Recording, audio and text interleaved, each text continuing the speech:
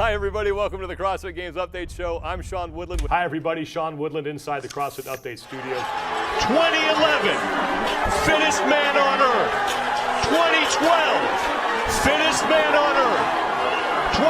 2013, Rich Froning, the fittest man on earth. In 2014, Rich Froning is the fittest man in history. Matt Fraser and Ben Smith in a foot race. Are you kidding me? What can this guy do? Business in the front, party in the back, and fitness all over. Justin Medeiros is the fittest man on earth. Welcome to another episode of Just Elite. My name is Christelle, your host, and with me today is the voice of CrossFit, Sean Woodland. Sean, welcome to the show, and thank you so much for joining me. Thank you so much for having me. It's my pleasure to be here. Sean, you've had a very rich journey in the sport of fitness. You've been voicing the game since 2012, but you've been around in the sport since 2007. Tell us how you ventured into the sport. The first day you walked into a box and felt that hard pain of a CrossFit workout like the rest of us did for the first time. I found CrossFit in 2007, and I was working at a television station in Jacksonville, Florida at the time. And I'd been working out since, I don't know, my teenage years. And I did it basically the way that everybody else did it up to then, where you would go into your gym and you would do Monday was chest day, and Tuesday was back, and Wednesday was shoulders, and Thursday was arms, and maybe you did some legs, and maybe you mixed in some cardio. And at that point in 2007, I had just gotten tired of what I was doing. I was looking for something new. And I worked with a guy in our sports department whose wife was a personal trainer, not even a CrossFit trainer, but a personal trainer. And he had told me about this thing, CrossFit, that she had started incorporating into her training with her clients, and suggested that I look it up and give it a try. And so I kind of was like, well, that sounds kind of weird. It's like one workout a day. I'm not really sure how, what that's all about. So I went and I looked on the website, and I think when I looked it up on the website, I think it was like 5 sets of 5 back squat. That was a workout of the day. And I went, well, that doesn't seem like it's going to be too hard. So I kind of just ignored it, and then eventually came back to it and said, okay, I'll give it a try. And so I went in for some training sessions with his wife, Melissa. And she taught me the basics, taught me how to squat, taught me how to do some rudimentary things so that I wouldn't hurt myself. And then I think it was the first or second session, she actually had me do a CrossFit workout, and it was Cindy. And I didn't even do real Cindy. I just did 10 rounds for time.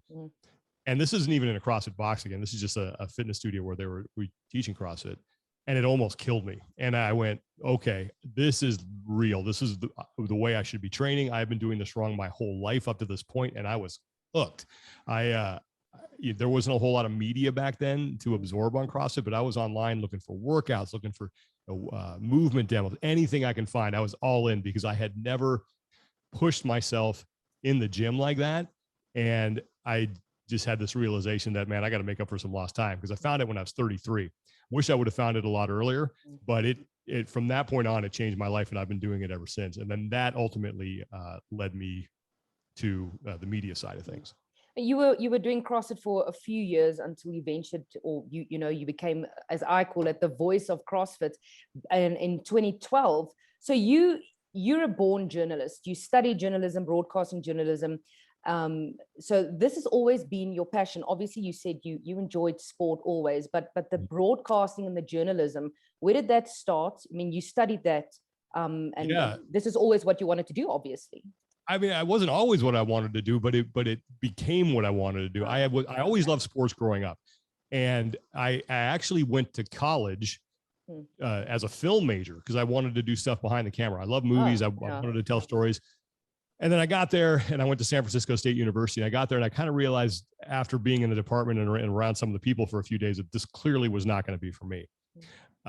And I still wanted to do something behind the camera. And I was thinking, okay, maybe I can do something in sports. Maybe it's, shooting video for the National Football League or a major league sport, something like that. And at the time at San Francisco State, they had a sportscasting class. So I said, cool, I will go do that. And I switched my major to broadcasting and electronic communication arts, signed up for the sportscasting class, got in there. And again, with the intent that I was going to be behind the camera. And the cool thing about that class is that you got to do whatever you wanted. They broadcast all their own sports. San Francisco State is a smaller college, so they don't have a big TV deal or anything. So all the sports that we did, we broadcast on our own. And at the time, this shows how old I am, it was public access television. This is before you could stream stuff on the internet. So we did it all on public access TV. And I kind of fell into something in front of the camera because they wanted you to try everything. So I did some stuff in front of the camera, and the professor came to me and said, "You're pretty good at this. You should, look into that." And I said, "Okay, I'll do more of it." And just got an opportunity to do more and more, and really started to like it. And then that's when I realized, okay, this is something I want to do, and got into some local television work out of college. Went to a small town here in the United States in the Northwest, in the state of Montana, Kalispell, Montana, and started my career there as the sports anchor for their local newscast. And then I moved to Florida, and I worked in Tallahassee for a couple of years there doing the same job. Then I moved over to Jacksonville, and that was really sort of my entry into bigger things, because they have a National Football League team. They have some big college sports there, as they did in Tallahassee as well, but a lot of big sports in Jacksonville. So did that, and then got let go from the station in 2009. Yeah, 2009. And got into PR and marketing. Oh, because I was kind of done with the broadcasting side of things. I was sort of fed up with the way the business was. Moved back home to California through a weird confluence of events. And then that's how I eventually got into CrossFit again. And I had always wanted to get back into broadcasting, and CrossFit provided me that opportunity, and I jumped at it. You also did radio for a bit. You went from television into radio. Yeah. I did. I had, when was this? 2007? Was it 2007? I think it was 2007. There was a sports radio station that started in Jacksonville, Florida, and they threw a lot of money at a lot of people. And I knew going in that this was probably going to be a limited thing, because it was a big lesson in my career that you really can't serve two masters and make them both happy. I was trying to do TV and trying to do radio at the same time. And TV would always end up interfering with radio. And sometimes I couldn't make it, and it didn't work out. But it was a great experience. It really was. I did it for about, I don't know, maybe 5 months at the most. Oh, so it wasn't that long. It wasn't a ton. So it was pretty short. And how did that end? Was it just a natural way of, moving back into television, or? It ended because I think that they were paying me, they were paying me a way too much money for what I was doing. That's a good problem to have. Yeah, it was absolutely a good problem to have for a little while. I didn't really fit with what they wanted to do. It wasn't, it just didn't work out. And I think they were getting a little annoyed with me not being able, and I told them right off the bat, I said, I'm going to miss some things because I have TV obligations.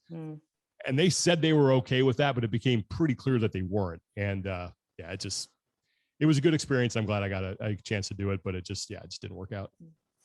So CrossFitters and the CrossFit community abroad, I'm not talking about the States, maybe the people in the States know a bit better, but you don't just broadcast CrossFit, even though we know you as our CrossFit voice. Tell us about the other work that you do, because this is more a freelance thing. Am I right? Yes. After 2018, when they let all of us go, I was looking to do as much as I possibly could, looking to stay in the CrossFit space. And, Tommy and I managed to do that, but then also looking to do other stuff, because I didn't know, how much work I was going to get in just the CrossFit space to pay the bills. And I was able to kind of get into some climbing. So there's USA Climbing here in the United States that has, competitions and around the world, and does 3 different disciplines, and they broadcast on ESPN. And one of the producers who was working on those shows had worked with me doing some CrossFit stuff, and reached out to me in December of 2018 and asked if I'd want to be involved. And I said, okay, yeah, great. I'll do whatever. And that's how I got into that. So every now and then I'll do some stuff for USA Climbing, for some of the competitions that they have on ESPN for their national competitions. They were in the Olympics. They had the Olympics, and they had someone else do that. But it's a lot of fun. It's cool. It's fun doing other sports, because you see the similarities between this and CrossFit, and then you also see the differences. And it's just good, I think, to have a multitude of skills. My mentor in radio, when I just started in radio 8-9 years ago, she said that to be a freelance producer or presenter, you need to have balls. of steel, and going from having you know a solid job that you know with a solid income, going up to 2018 and then being freelance. Do you have experience being freelance? What was that changeover for you? Still staying in the CrossFit world, you know, voicing it and so on. How has that changed for you? I didn't have experience in the freelance world. I guess I had a little bit. So when I moved back home to California after I left my station in Jacksonville and was in PR and marketing, I still did some things here and there. A couple things. I did like for a sports network here in Northern California. I covered some Major League Baseball, covered some college football. It was fun. It was cool to keep a toe into it, but I never did it seriously. It was just sort of a side thing. So after 2018 happened, when they fired the media department, I was apprehensive about doing it because I had always worked for someone else. And I have to give, there's the two people who are most responsible for me staying in that space are Tommy Marquez and my wife. Tommy, because of the podcast, really wanting to do that. And then my wife saying that she didn't want me to go just get some job that I was going to be miserable at. She said, take some time. We're okay right now. Take some time, see if you can build up your freelance stuff. And I was lucky because I had a lot of good contacts with Rogue Fitness. They wanted to use me, the people I knew who helped me get into USA Climbing. And just the contacts that I had made through CrossFit provided me an opportunity to work in some other areas.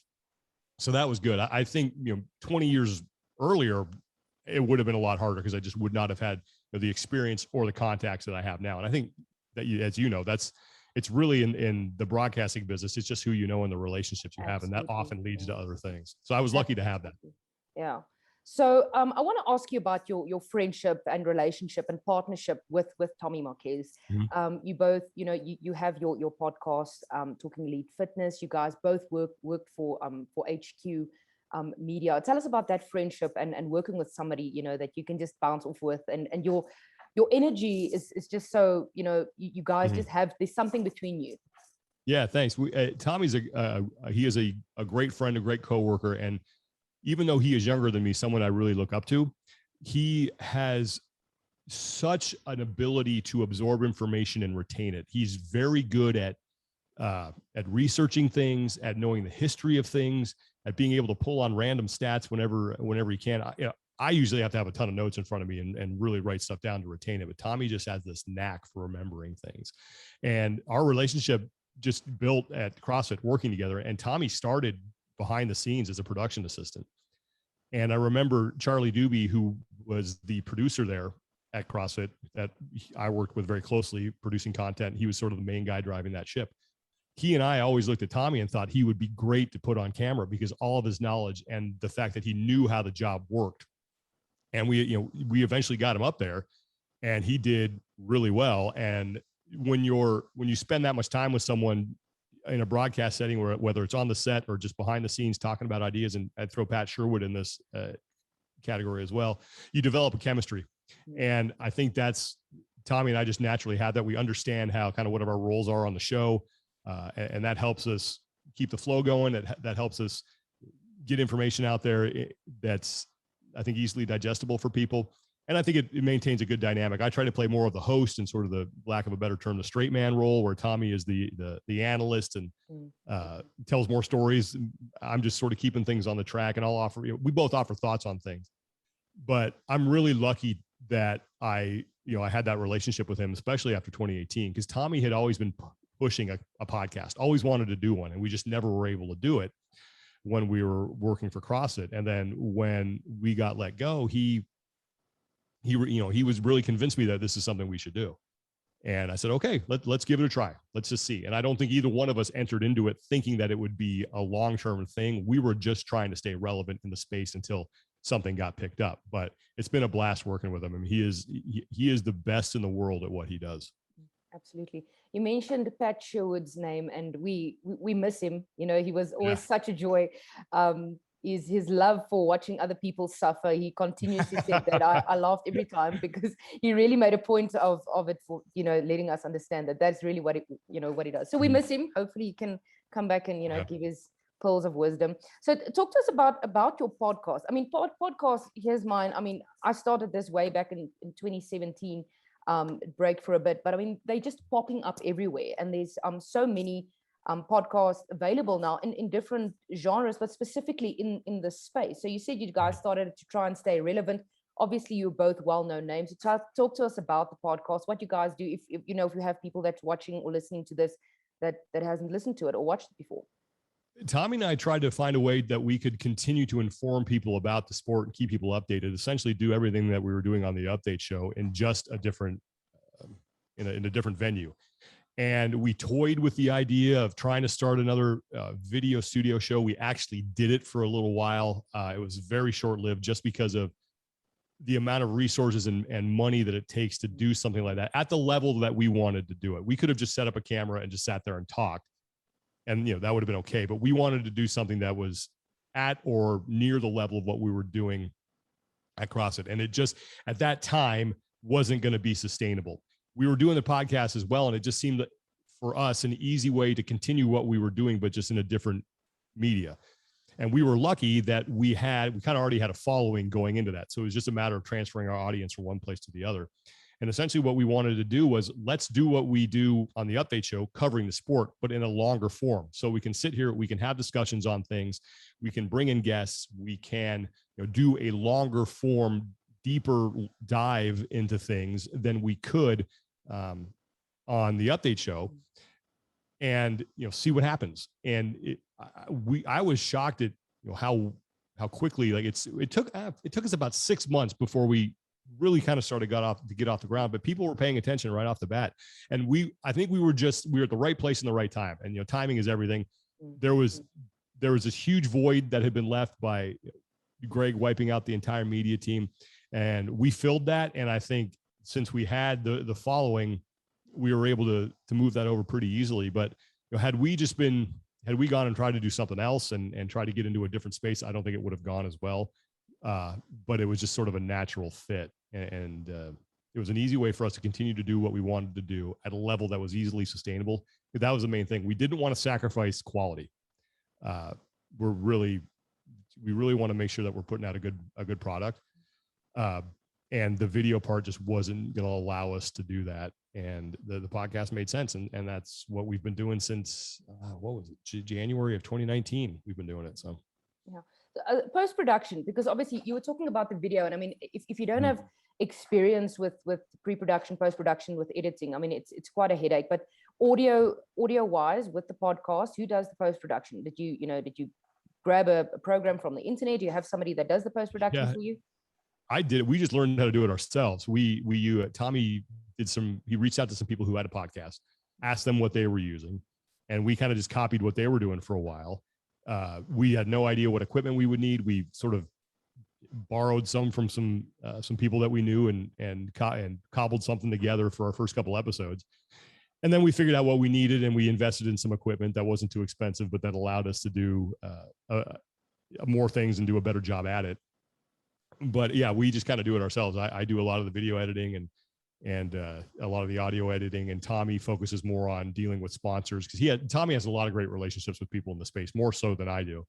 And that has allowed us to get some sponsors, and he manages that. And then we just kind of play it by ear, but that's the way it is sort of shook out now over the process of this thing. Is I'm the editing guy. I post the content. Tommy handles social media and dealing with sponsors. And we are kind of getting to the point where we might need to start bringing in some other people. We have been flirting with that idea, because at some point you don't want to take focus away from what your main thing is in order to do something that someone else could do.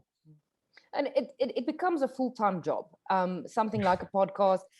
Today, it took me an hour and a half just posting on different platforms of different projects that I'm busy with, the podcast and I realized after a while, bloody hell, you're going to have to get somebody in to try to help you with this. It just takes too much time, especially if you wanted to grow, and if it reaches more people, you Right. have more demand and so on. I want to go back to 2018. The media team of HQ got let go. It was such a strange time, also leading into, regionals ending. It was a lot of change. And the media, the focus was on the media for a bit, that everybody got let go, but then it kind of, people just went on, and CrossFit just went on. Tell us about that time and the change that it made in the media space of CrossFit, we know Buttery Bros, for example. I mean, they did amazing things, you know, after leaving HQ, yourself, Tommy Marquez. Do you think the space would have looked like it does look at the moment without that big shock and that big change? Yeah, that's a good question. I don't think it would. I think that we would still probably be doing what we were doing. I think you would still have some other players out there. You know, Morning Chalk Up has arisen as a place where people go for information on not just the sport, but also what's going on in the community. They do a great job. There are some other, you know, YouTubers out there that would have continued to do some stuff. But when Greg pulled the plug and they thought that there would be the outside media sources that were there would just pick this thing up and run with it. And it wasn't mature enough at that point to do it. I think it is a little more now, but it wasn't at the time. And I think had that not had happened, we would not have, I guess, diversity is the right word, the diversity that we have now in the space, at least at the level that we have it. And, you know, you mentioned the Buttery Bros and Mars and Heber and what they're doing. They were able to take their following and just, you know, move it over to their platform. Tommy and I did the same thing. And I think that is sort of cleared the way to make for other people to sort of rise as well. I think I mentioned Morning Chalk Up and some of the other YouTubers and podcasts that are out there. The spaces, the media space and the media environment is a lot more mature now than it was in 2018, and probably more able to serve the community better than it was a couple years back. The biggest players in the media scene, and I'm generalizing here, it's in the States. You know, your biggest YouTubers. I'm not talking about Team Ricky because he's obviously doing very well for himself, but the majority of the players are within the States. Your personal opinion, if you were in charge back at HQ, or just advice for anybody, you know, across the globe wanting to break through into the space of covering CrossFit, you know, what would it be? I think you're right about that. And I think that was something that we were very aware of, even when we were working at CrossFit. We had a goal of going into 2018 and beyond, actually, of making our media team more international, because, you know, it's very easy for us here in the United States to get very, you know, US centric. And we understood that. And if you look at some of the things that we're doing now with the media that we're producing for CrossFit through Hamilton Road Productions, they're doing that segment called the Chipper, where they have people from around the world sort of do a story. That's an idea that a guy by the name of Irvin Anfoso brought in. He's someone I used to work with at HQ. We brought him back. That's great. It's a great way to do it. But as far as people who are, you know, looking to break in, I think the most important thing to keep in mind is you got to find an area that's not being talked about or served. So if there's, you know, just a European centric sort of show that you could do that just covers CrossFit in Europe, or CrossFit in Africa, or CrossFit in Asia, that is an area that doesn't really have someone exclusively dealing with it right now. If you just think that you're going to do a podcast where, you know, that looks like all the other ones, or media content that looks like everybody else, it's going to be hard for you to break through. You have to find, I guess, an angle to get in to where that's not already being taken care of. And it's tough right now because, like you said, there's so many out there. But I think that if you're looking to break in, just start doing it. Start putting your stuff out there. If you're interested in doing video stuff, you know, CrossFit and the production companies they work with are always looking for people. If you have stuff on video that you can show people, that's a huge help. I'll have people reach out to me and say, I really would love to get involved, love to help. And the first thing I'm going to ask them is, you know, what's your experience and do you have anything we can look at? And that's the main thing. Just get some, it doesn't, especially nowadays, it doesn't have to look great. It doesn't have to have, you know, big production value. We just want to see how you look, how you sound, and are you able to tell a story? And, you know, do you have a presence on camera? And if you have all that, you can teach everything else. And I'm sure you've experienced that. People who want to get into what you do, you can tell pretty quickly, yeah, this person gets it, or I'm not sure that's going to work.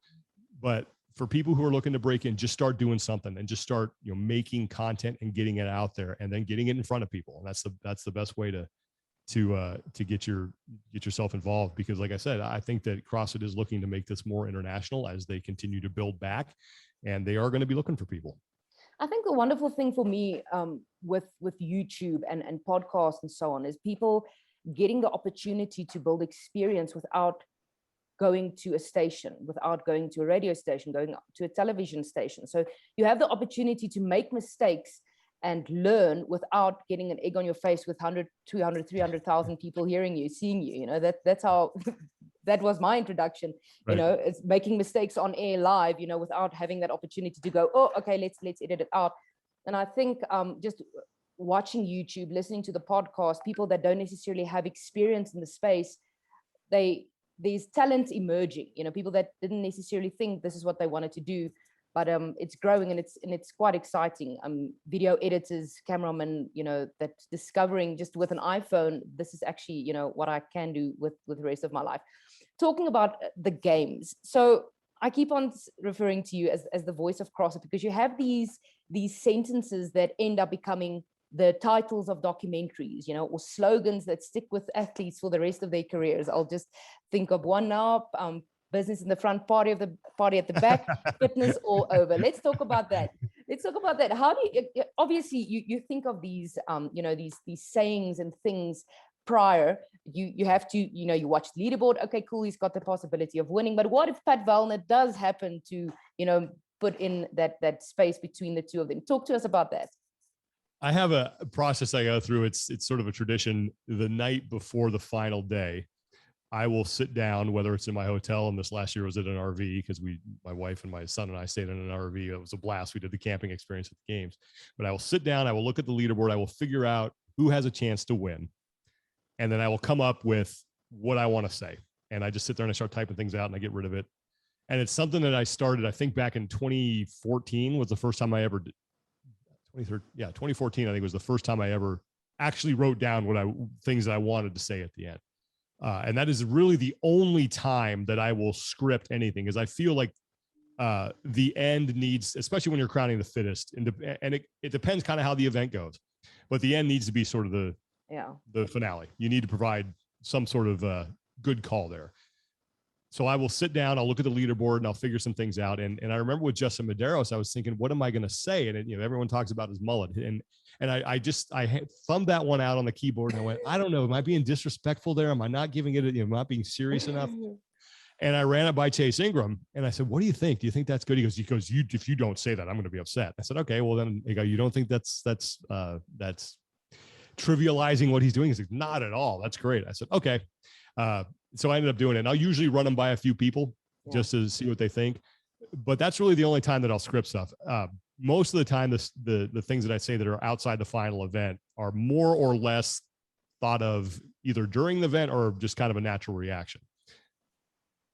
So in broadcasting, especially live broadcasting, you have to have a plan A, B, and definitely a plan C.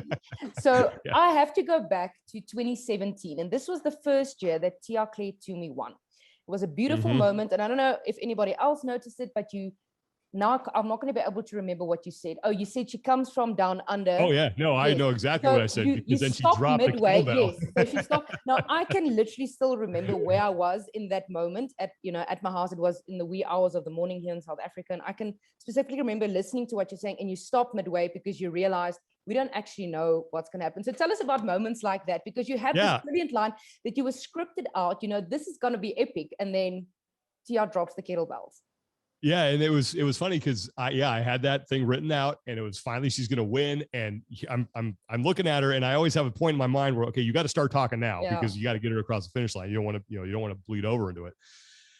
And so I started talking, and I'm watching it, and then that thing comes down. I went, oh no, you did not just do that. And then here comes cry. And now what was cool about it? Now it's just a genuine reaction. Now we're reacting with everybody else, and it was a fun moment. But that is a case, like you said, where I had a plan, and all of a sudden we had to deviate it from it. But it was great because it was the most exciting finish in games history, I think. If not, it's probably the most. And I remember how loud it was in that Coliseum, and we had headphones on. Tanya Wagner and I had headphones on, and are usually able to hear each other through them.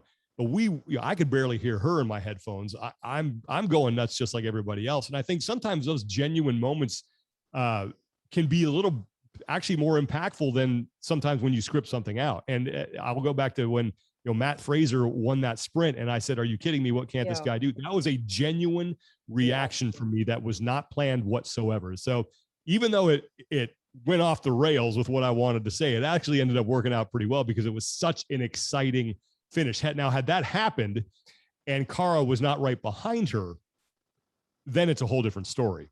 But because you had such a close and exciting finish, it made up for the fact that I did not get my whole line out. That literally goes down as the most exciting finish that ever happened in the games. Yeah. You were talking and I literally got goosebumps because there's been so many games. We watch all of them, and all of them, I mean, granted, all of them are very exciting. Even all 5 times that Matt won, with a landslide of points, the same with TR, but that goes down. It was so perfect that I don't even think a producer or a writer could have scripted that well. So now let's go back all the way to fittest on earth, the Rich Froning line, the whole documentary came from that. Tell us about, afterwards, you say these things and it just, the next day or the moment after that, it just blows up, people, they stick with it, and that is how Justin Medeiros will be known for his rest of his career. Yeah, Rich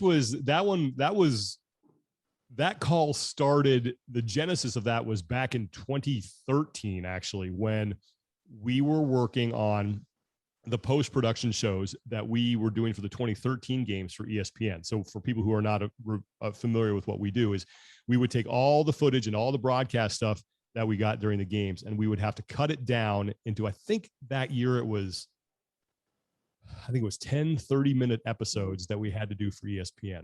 And obviously you cannot do, you just can't take a live event and just slap it in there and say 30 minutes. You have to cut things out. So we'd have to revoice, right? We'd have to recall some of the events just to make it fit. And I remember we were having a discussion, and Tony Budding, who at the time was the media director, he was the guy who moved on and started the Grid League. He was having, and I can't remember what started it, but he said, Rich Froning is the fittest man in history. And if you say that, Greg and I will back you up. That we absolutely believe that is a provable fact. And I went, oh, I'm going to file that away. So that's how that started. And that was a moment in 2014 where I got really lucky with how that all played out, because again, he was by himself. There was no exciting race. It was very clear he was going to win. And the cadence of that final double grace event worked with what I wanted to say. And I knew that I wanted to say it, but there was part of me that's going, man, I don't know if I'm going to, catch some crap for this, because people be like, oh, come on, that's ridiculous. How could you say that? And then I thought back to what Tony said. I said, no, I'm going to say this. I'm going to say it. And if people don't believe it, then that's fine. And it worked out. Yeah. And that was the first time that I actually had it scripted out, knowing exactly what I wanted to say. I mean, that was the end of his career as well, as an individual. Right. And I wanted to send him off on a big moment. I thought saying that in 2013 wouldn't have had the same impact.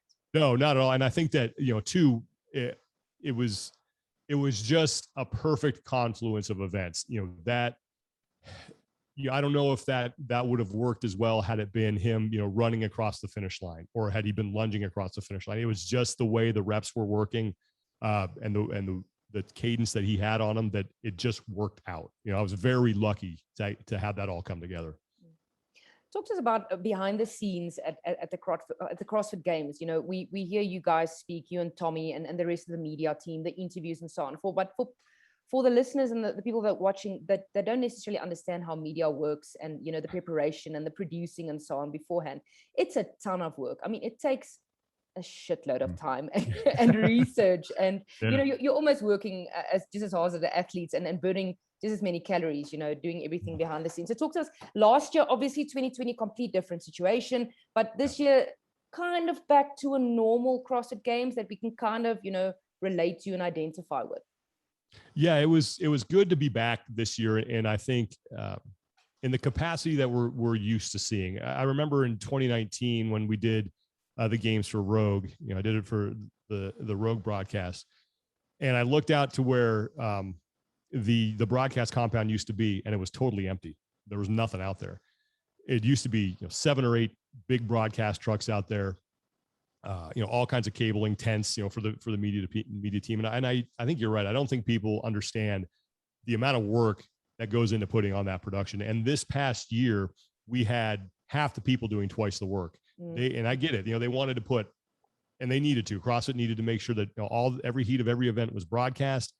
They needed to show the community that they were committed to this, that we're indeed back. We're not going to pull the plug on this thing again. We were back on the ascent. But it's I mean, you have guys who just, miles and miles of cable that they have to run. The camera guys are out there all day in the sun, standing with that thing on their shoulder, and they don't get a lot of breaks. And when they do, it's, 5 minutes, get some water, go to the bathroom, run back, pick your camera back up. The guys in the broadcast truck are there, nonstop pretty much throughout the day with a couple breaks here and there. You have a post-production team that's out shooting footage for documentary stuff. You have the CBS team that was there to, cut highlights and make graphics. And I guess it's one of the reasons why I love it. It's a lot like a team sport. Everybody has to do his or her job in order for them to make this thing work. People like me and Tommy and the people in front of the camera tend to get most of the attention, but we're not doing the ones doing all the work. Without the camera person, without the producers, without the editors, we can't do our jobs, but we're the ones that people see. And it's meetings in the morning. Like, let's discuss how this event's going to go. There's meetings between the director and the camera guys where they go out there on the field and they discuss how this all is going to flow and where the cameras are going to be and what it's going to look like. And they'll actually kind of walk through the flow of the events. It's not they just show up, turn on the cameras and say, all right, let's just make this happen. There's months of preparation, hours of preparation that go on during the week that make this what it is. And I have, all the respect in the world for everybody who works behind the scenes, because they bust their butts, for a week to do this. And they do a fantastic job. And I've been lucky that it's been more or less the same crew that I've been working with for the past 10 years. And they've gotten really good at this. Are there things that we miss? Yeah. I mean, but that's just the nature of live sports. But yeah, they really do. It's funny. I'll take people into the broadcast truck then they've never been into one. And during a live broadcast, and they walk out and they're just like, that was so stressful. I go, I know, there's like 5 different people yelling at the same time, and there's a million different screens, and it is organized chaos. And I liken it to when you're doing a live broadcast like that. There's an animated movie called Wallace and Gromit, and I think it's A Curse of the Were-Rabbit. I don't know if anybody's ever seen it, but there's this chase scene at the end where they're on this train, and Gromit, the dog, is like putting track down as the train is going. And that's essentially what TV is. You're laying the track as the train is going. It's the same thing with live broadcasting. And if you don't have that track laid down and the train gets there, it's all going to get derailed. And we have been so close so many times of that happening. But as long as you just keep laying down that track, in time, the people at home aren't going to know about it. And it's sometimes pulling back the train just with a piece of string, sometimes just saving the last minute.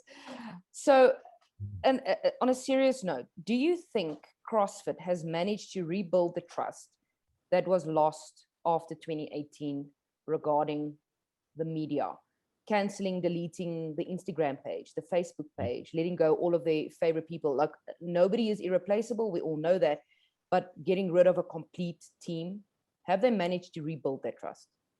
I think they are still in the process of it, but I think they're doing a pretty good job. And I think the broadcast at the games went a long way towards helping that.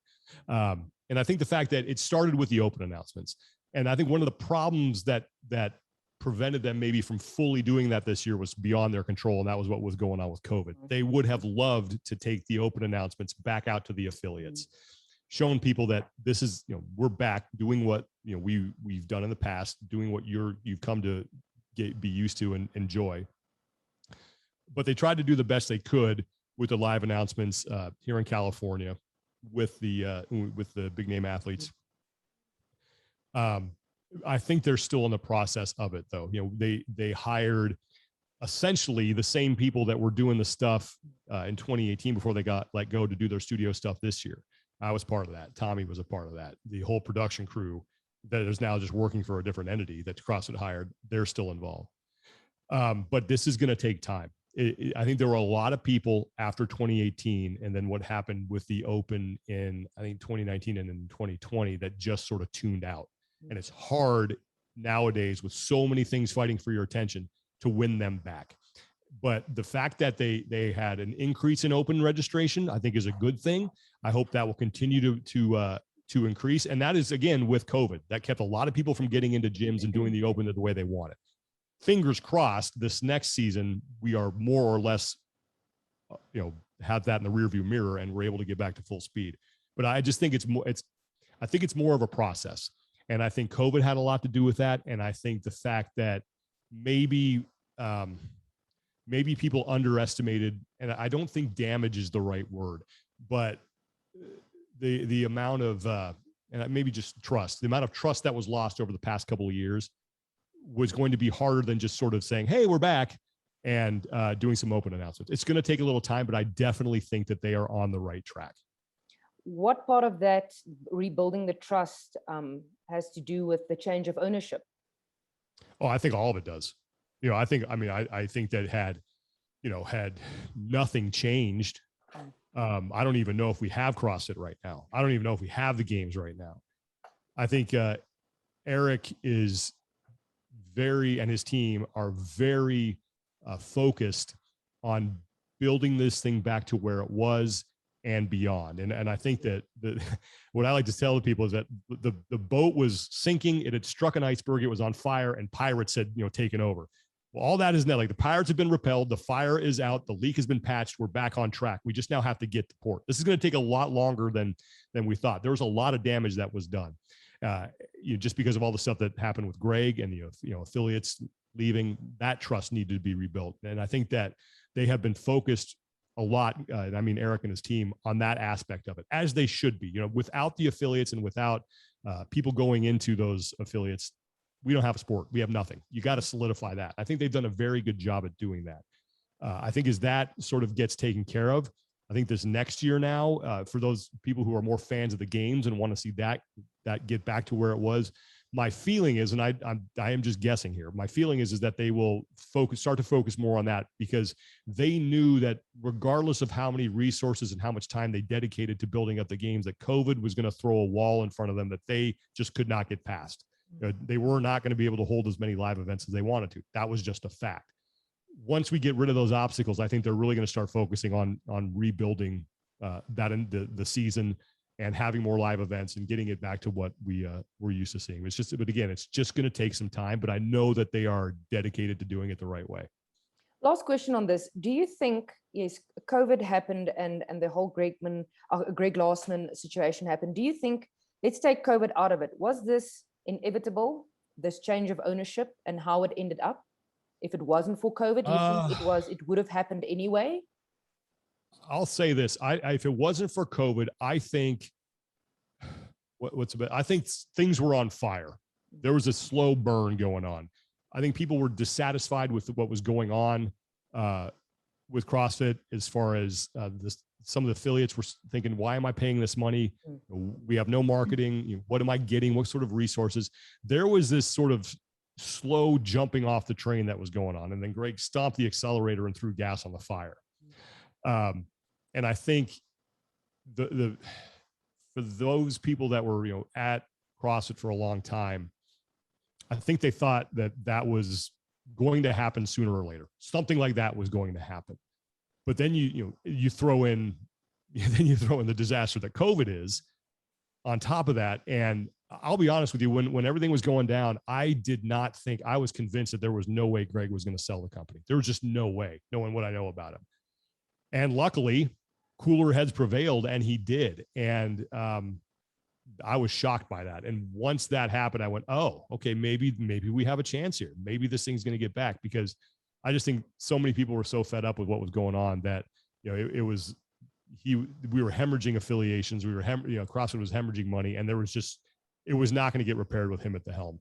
But I think it would have taken a much longer to get to that point had the whole thing, all the controversy with Greg and COVID not happened. I think that just stomped the accelerator and got us to a point that we probably would have been in a couple of years anyway. Good changes that happened, big changes. I think from 2018, nothing in the sport has been consistent. That the season looks completely different. I read an article earlier this week that you and Tommy, I'm not sure who wrote it, but it was on the Morning Chalk Up, that you guys said if you were in charge of the season, what it would look like. Do you stick with what you said there, and have you changed your mind? Just tell us, tell our listeners, what would that look like for you? Well, originally, what we settled on, and I really like this setup, but we settled on more of something that would look like a tournament that involved all the affiliated events. So you'd have the Open, And then people would qualify out of the open to move on to round number 1. And then you would compete in person in round number 1. And then the top 10 from each event would move on and they'd meet up at another event. And then you'd ultimately end up with 40 people and you would have them at the games. I like that, but I really, ideally I would sort of just reset things the way they were to the regional system. And I thought that was great. I loved it. I think people liked it. I do like what they're doing now. And I was somewhat skeptical about how the semifinals were going to look with different programming and not having universal programming. I'm a little more soft on my stance on that. I would still prefer standardized programming because I think it makes for a beautiful test throughout the season. You can lay it out. You can say everybody took the same test and this is absolutely who the fittest person is. I think we got the right people to the games. I think the sanctioned events or the semifinal events did a fantastic job of programming. I got to go to one in person at the Mid-Atlantic CrossFit Challenge, and they ran a great event with really good programming. It was a lot of fun. I like now that we are back to sort of the funnel thing where we start wide and then we start paring the field down.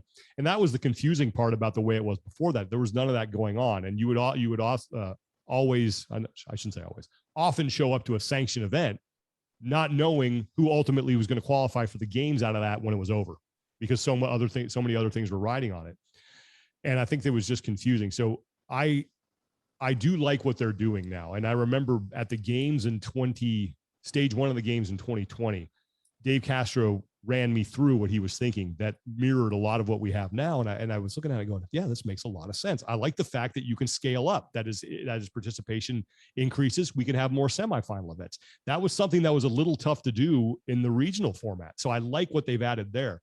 I like the fact that we have these local events that are able to sort of build up and be part of the process that have a built-in following, like Fittest in Cape Town, for example. That's a great event that's growing. And I'm glad that they get to show that off. So yeah, I think that not knowing, at the time when Tommy and I came up with the season, not knowing what we know now, I would have liked to go back to what we thought of. But now seeing what they've come up with, I'm all on board with it. There's some things that I would tweak. Nothing's ever going to be, you're never going to agree with everything. And I think the standardized programming is the one thing that I would like to see change. But overall, I thought it went great this year. And I'm excited for next year when we have, I know Fittest in Cape Town was in person. It was one of the few, but as that grows and as we're able to, get more coverage of that. And then the events in Europe, I think we're going to get to a place that's a lot of fun. And what I loved about the regional thing is that it would be, it was like 4 weeks and you just show up and you'd watch 3 competitions and we would have studio coverage that brought it all together. And I think that's one thing that was maybe missing this year to sort of bring it all together. And maybe we have that again next year, but I do like the season format and I like the fact that they can scale it up and hopefully we will see more semifinal events in the future because that means more people are participating in the Open. I think with the change that they made back in 2019 or the end of regionals is open it up to an international market. And yes, people ended up, the gazillion people that ended up going to the games in 2019, for me personally, I did not think that was the right way to go because people spend thousands and thousands of dollars for one workout. But I mean, in saying that, just the rest of the season, the sanctional events, people, big names coming to South Africa, these athletes competing against the fittest in the world, seeing this is actually how I pay up. Going into next season, what is your thoughts on the Asia CrossFit journey? What's happening there? Because I'm very excited what's happening there. I think as soon as Asia really catches on to CrossFit, I'm talking China specifically, they have quite a few boxes there. You have the Asia Championships, but what are your thoughts on that market? I think you're exactly right. It's just going to take time. It's growing there. They are essentially where I think we were in North America in probably 2007 when this thing first started. It's just going to take time. And as more people get into boxes and as more people understand what it takes to be a high level athlete, those people will emerge and that will get bigger. And I like the fact that they have a semifinal event over there. I'm looking forward to get that one in person. I think is going to be great because it exposes more people to the sport. So yeah, I think that it's a great thing to grow over there. And from what I've heard, I've never been there for an event. Tommy has been there to a couple. He can't say enough about how good the community is, how it's growing. And you're right, there are some good athletes over there. and it's just going to take time. They just have a lot of catching up to do. They've just got a late start, but the more exposure we can bring to the world, the better. And I think these off-season events too that are licensed by CrossFit will help do that. I'm not sure they have one in Asia. I could be wrong about that, but as that grows and more people get exposed to the sport, more people will get involved. And I think that's why it's important to get these events back live in person with good media coverage, because that exposes more and more people to it. There are so many people here in North America who got involved because they maybe saw it on ESPN, or, their friend worked out of the box and told them about it. So it's just going to take time, but yeah, I really look forward to it, because one thing I think this is the appeal about the Olympics is when you have the whole world involved in something, and you have not only the whole world involved, but contenders from every part of the world. It makes it so cool. And we're starting to see that more and more now in the individual competition. You just look at the leaderboards and you see all the flags in the top 10 from all the different nations. Amazing. That's fantastic. I mean, no American woman has won the CrossFit Games since what, 2010, I think. So that just shows you how international the women's field is. It's a little different on the men's side, but that's, we had 2 Canadians on the podium. We had Guy Majeros from Brazil was in the top 10. Like that's another market. That stuff is huge. And I think that as that continues, it's really gonna pique the international interest, because that is so important. It really is. Like markets like China and Brazil are so important to the future of CrossFit, because they're emerging, and there's so much potential for growth there. I think we should all be scared for the moment that China catches on and decide that they want to go all in. Because I was in China in the beginning of 2020. I actually moved there. It's a very long story, but because of COVID, I had to come home. But I spoke to someone while I was there regarding the CrossFit and the gym culture, and apparently it's brand new. It's just not something that they've caught on to, and gyms pop up, mushroom up, but they close down just as quickly. So I think if you have a bunch of Chinese athletes that don't necessarily make it to the Olympics in weightlifting, or don't make it to the Olympics in gymnastics, and they fall into a CrossFit box, we should all be genuinely scared. I think we are in for a shakeup over the next 5 years. It's going to be interesting to see, you've seen it across South America and how those athletes have really gotten serious. You spoke about Guy. I mean, he's one of the big names now, but there's so many other athletes that also come on over. For you, Sean, I mean, you've been doing CrossFit and broadcasting this for so long. The future, this year, the rest of this year, the off season, what does that look like for a broadcaster in CrossFit, the off season? I'm really excited about what's coming up, because you have the Rogue Invitational. That is going to be a fantastic event. I mean, Rogue never does anything that's not great. And what I love about what they're doing is they're not only incorporating CrossFit, but they're going to have strongman, they're going to have weightlifting. They're bringing basically any sport that uses a barbell under one roof, or in one field in this case, and just bringing everybody together and enjoying it. And I think if you're a CrossFit fan who doesn't watch strongman, you should. It's really cool to see what these men and women can do, the weights that they can lift and the feats of strength that they perform. That'll be cool to have on display. Dubai CrossFit Championship is coming up. That is a huge event. We have, Wadapalooza. There's a lot of licensed teenage events that are happening, a lot of licensed masters events that are taking place. It's going to be great. Now, from a broadcaster standpoint, I'm hoping to be involved in as much as I possibly can, because I just love doing this. But what I love is that it used to be, after the games, it was sort of just radio silence until the Open. Well, now we're going to have these, I guess, 3 huge events, and I'm talking about Rogue, Dubai, and Wadapalooza, that will get us through to the Open. And if you're a fan of the sport, you're going to get to watch some pretty high level competition heading into the Open. So it's exciting for me that we're going to have stuff to talk about, not only on my podcast or with that I do with Tommy, but that we might have an opportunity to, there's one going on in Dubai, or United Arab UAE with the Mayhem Desert Heat thing. Yes, like that's happening. Yeah. There's so much great stuff going on. And I think they're going to do a stream for that. So for me, it's great, because I just love doing this, and any opportunity I have to do it, I want to, and I just feel so blessed and lucky to be able to do it. But if someone else does it, that's great too. At least we'll be able to watch it. And I think that you're going to see broadcast quality start to increase here with some of these off-season events, and the community should be really excited, because it used to be in the past, some of these sanctioned events that would happen, or these off-season events, I should say, the on-site experience was fantastic, but then for people around the world who weren't able to attend, watching it wasn't the most fun. I think that's going to change, and I think people should be really excited about what's coming up. And I think that the off season to me is super intriguing because there's so much possibility now for all these different events. I think the Masters, the Legends Championship that's taking place here in California, they're going to have a live stream that's produced by the same people who did the games. So there's going to be an opportunity for people to watch good competition at a very high level broadcast. And I'm excited about that. I feel like a kid at Christmas because we had such a drought, with 2020 and COVID just, messed everything up and we weren't able to watch CrossFit. I rewatched the movies and the documentaries and YouTube videos like 3, 4, 5 times. But I think it's exciting times that's coming up. And I think what you mentioned is the quality of the broadcasting is also very important. It's not, if it's not fun to watch, you're not going to watch it. And I want to congratulate CrossFit on this year's games broadcast, because comparing to 2019, not a single teenage division, not a single masters division was broadcasted, where this year was just an absolute joy. I did not sleep for 5 days. That's all I watched.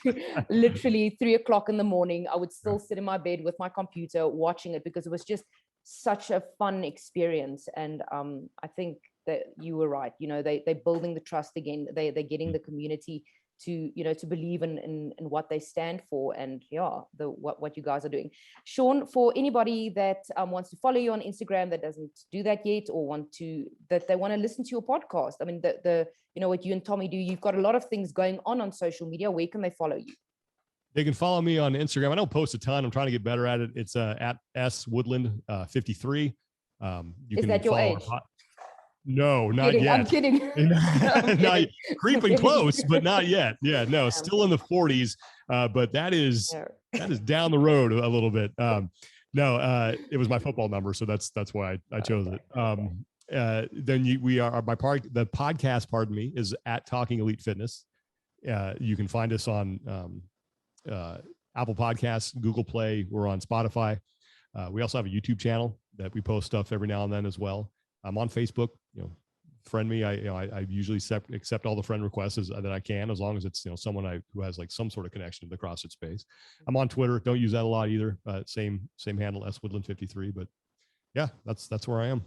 For you personally, and in your work and your podcast, what exciting things can your listeners and your watchers and your followers expect in the next few weeks? Well, Tommy and I are going to continue to put out podcasts. We have some stuff working that we're in the exploratory phases right now of seeing like how can we make this bigger. But we're always gonna have a weekly episode. We have some good guests that we're working on. We'll always have some of the athletes, but we also get people from outside the space who just might have a foot in the CrossFit space. We were able to talk to I don't know if people watch The Mandalorian there on Disney Plus, if any Mandalorian fans.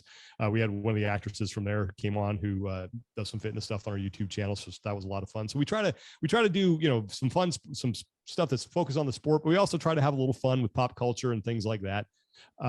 We'll have, let's see, we're going to have Annie Thorstadter on here hopefully soon. We're trying to wrangle up Tia Toomey. She's kind of hard to get a hold of because she's so busy. We're all trying. We're trying to get Justin Medeiros, but we've had Fikowski, we've had Vellner.